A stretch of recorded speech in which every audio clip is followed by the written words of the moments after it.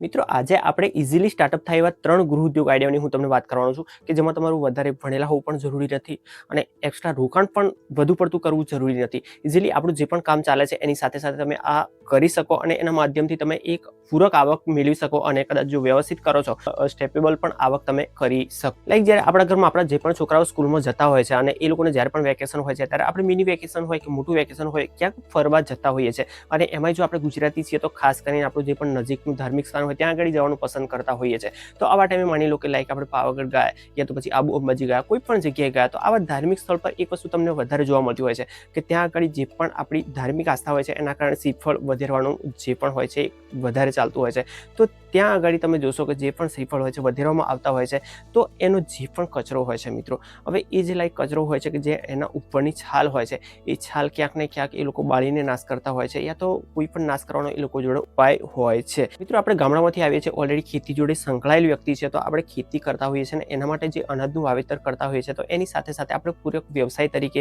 યા તો પૂરક પાક તરીકે આપણે શાકભાજી કરતા હોઈએ છીએ. અને આજના સમયે જ્યારે આપણને સમય નથી હોતો કે જે પણ ધરું હોય છે ઓલરેડી આપણે માર્કેટમાંથી તૈયાર લાવતા હોય છે, તો માની લો કે તમે પણ આવી રીતના કોઈ પણ જગ્યાએ જે પણ ધરું ફાર્મ હશે એના પર ગયા હશો, તો આવી રીતના જ્યારે પણ આપણી કોઈ પણ નર્સરી કે ધરું ફાર્મ પર જવાનું થતું હોય છે તે મોસ્ટ ઓફલી જે પણ કેરેટ હોય છે, મિત્રો ધ્યાનથી સાંભળજો કારણ કે આગળ મેં તમને જે વાત કરી છે કે જે પાવાગઢ જવા માટેની યા ધાર્મિક સ્થાન પર જવા માટેની અને જે પણ અત્યારે ધરુ ફાર્મ તમને જણાવી રહ્યો છે એ વચ્ચેનો ક્યાંક કોમ્બો છે અને એમાં જ આપણો જે પણ ગૃહ ઉદ્યોગ આઈડિયા છે એ છુપાયેલો છે. તો ત્યાં આગળ આપણે જોયું હશે કે જ્યારે પણ ધરુ ફાર્મ લેવા જઈએ છીએ તો આપણને એક ટ્રે આપવામાં આવતી હોય છે. સિમ્પલ ટ્રે હોય છે, ક્યારેક પ્લાસ્ટિકની હોય છે, તો એમાં જે પણ એક ખાતર તરીકે પ્રોવાઈડ કરેલું હોય છે કે જે છોડ ઉગાવેલો હોય છે, તો એ છોડને ફરતે જે પણ મટીરિયલ્સ હોય છે એ મિત્રો જે પણ હોય છે એમાં એ લોકો ક્યારેક કેમિકલનો ઉપયોગ ઓલરેડી કરતા હોય છે, પણ જ્યારે ઘરેલું આપણે જ્યારે કરતા હોય છે ઓર્ગેનિક ઉત્પાદન ત્યારે એમાં મોસ્ટ ઓફલી કોકોફીટ અને જે પણ આપણું છાણિયું ખાતર હોય છે એની મિલાવટ કરીને એક મિક્સિંગ તૈયાર કરતા હોય છે અને એના માધ્યમથી જે પણ છોડ ઉછેરતા હોય છે એ ઘણો બધો પૌષ્ટિક હોય છે.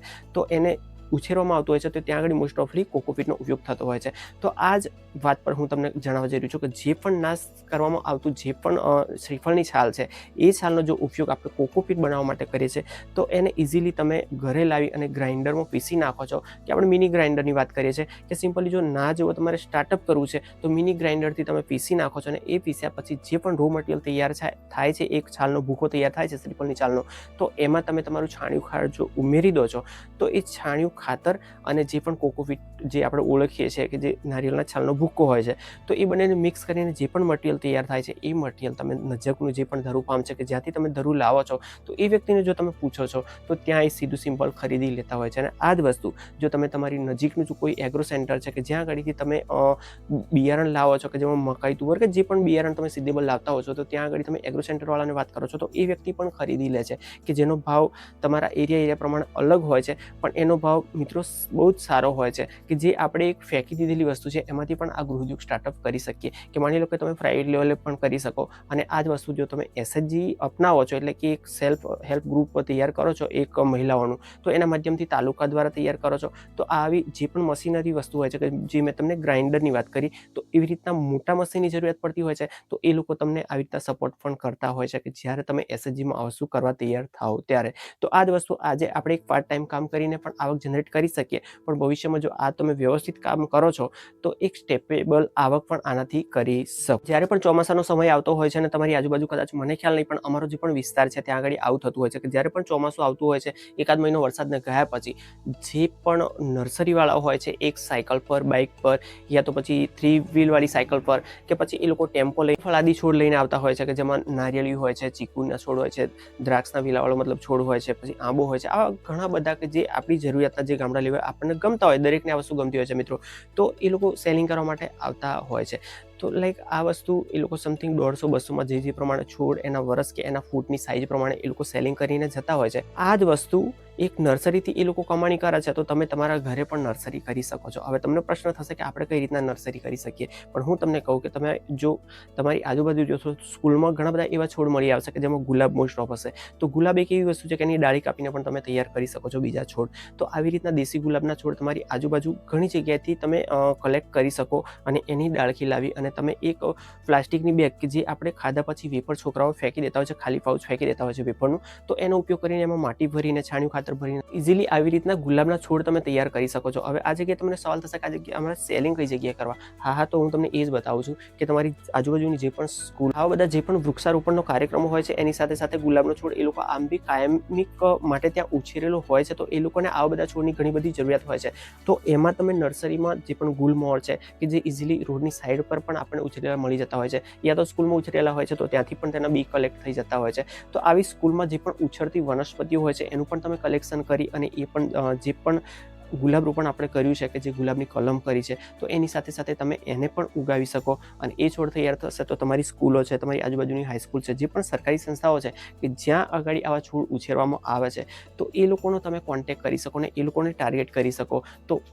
હા મિત્રો, મારી પાસે એવો પણ મિત્ર છે કે જે ઓલરેડી દરેક તાલુકાને ટાર્ગેટ કરે છે અને જિલ્લામાં જેટલા બી આજુબાજુના તાલુકાઓ છે એ બધાની સ્કૂલોને ટાર્ગેટ કરીને આવી રીતના ચાલે છે. તો એ આંબાથી લઈને ઘણા બધા જે પણ છોડ હોય છે એનું સેલિંગ પણ સારું એવું કરે છે વાર્ષિક ધોરણે. તો આ ગૃહ ઉદ્યોગ આઈડિયા એવો છે કે જેના માધ્યમથી આપણને ઇન્કમ તો થશે જ, પણ એની સાથે સાથે સારી ઓળખાણ પણ થશે અને એ ઓળખાણની સાથે સાથે તમારે ભવિષ્યમાં પણ કોઈ બીજો ગૃહ ઉદ્યોગ ડેવલપ કરવો છે તો આ એવા જ માણસોનો કોન્ટેક્ટ હશે કે જે તમારો નેક્સ્ટ જે પણ ગૃહ ઉદ્યોગનું ટાર્ગેટ હશે એમાં તમને ક્યાંક ને ક્યાંક આ કામ લાગી શકે. તો આજે આધુનિક ટેકનોલોજીનો એટલો બધો વિકાસ થયો છે કે ગામડાનો માણસ હોય કે ચાહે શહેરનો, પણ એ પોતાના સમયના શિડ્યુલથી ચાલતો હોય છે કે સવારમાં જ્યારે ઉઠતો હોય છે તો માની લો કે એને કદાચ પાણી કોઈ જગ્યાએ અનાજમાં પિયત કરવાનું હોય છે તો એનો પણ ટાઈમ ફિક્સ હોય છે કે ચલો આટલા વાગે આ ખેતરમાં કરવું છે, ત્યાંથી પૂરું થાય એટલે આ ખેતરમાં પતાવવું છે અને એ પછી એના જે પણ રૂટીનના જે પણ શિડ્યુલમાં કામ હોય છે એ બધા ગોઠવેલા જ હોય છે આગલા દિવસના. તો આવી રીતના જ્યારે આપણે કોઈ પણ જગ્યાએ શાકભાજી ઓલરેડી કરતા હોઈએ છીએ, તો મેં તમને આગળ પણ જણાવ્યું એવી રીતના જે પણ ધરુ ફાર્મ પર લેવા જતા હોઈએ છીએ,